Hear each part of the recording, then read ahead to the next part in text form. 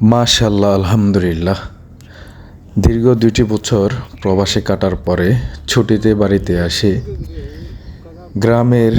গ্রামীণ প্রকৃতি আবারও উপভোগ করতে পেরে আমি শুকরিয়া আদায় করছি, আলহামদুলিল্লাহ।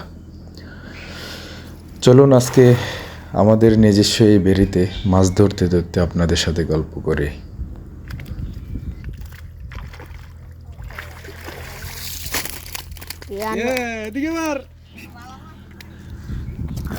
আসলে প্রবাসে না গেলে একটা জিনিস বুঝতাম না। আমি যখন এই বেড়িটা করি, চাষাবাদ করি, অনেকেই জানেন হয়তো, তখন আমার কাছে হয়তো এতটা ভালো লাগতো না, কিন্তু এখন আমি বুঝি প্রবাসের এত কষ্টের চেয়েও নিজস্ব এই বেড়িগুলো করলে অনেক ভালো হতো।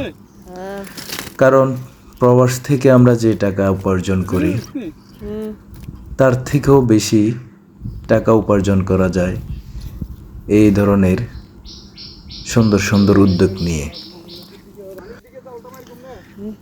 কেউ যদি আমার থেকে পরামর্শ নিতে চান তাহলে আমি বলবো যে আপনারা বিদেশে না গিয়ে বাংলাদেশে থেকেও অনেক বেশি টাকা আয় করতে পারবেন। এই ধরনের সুন্দর সুন্দর উদ্যোগগুলো নিন এবং নিজে বিজনেস করুন, ব্যবসা করুন।